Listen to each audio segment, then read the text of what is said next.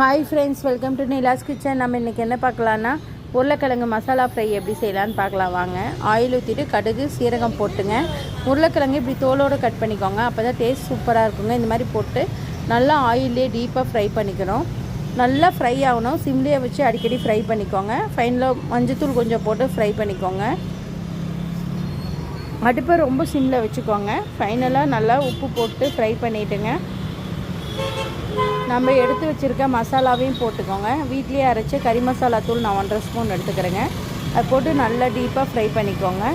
ஃபைனலாக கிறிஸ்பினஸ் வர அளவுக்கு நல்லா ஃப்ரை பண்ணிக்கணும். அவ்வளோதாங்க, சூப்பரான ஒரு உருளைக்கிழங்கு மசாலா உங்களுக்கு ரெடி ஆகிடும். இது தயிர் சாப்பாட்டுக்கு, ரச சாப்பாட்டுக்கு எல்லாத்துக்கும் சூப்பராக இருக்கும். கண்டிப்பாக ட்ரை பண்ணி பாருங்கள். ட்ரை பண்ணி பார்த்து கமெண்ட் பண்ணுங்கள்.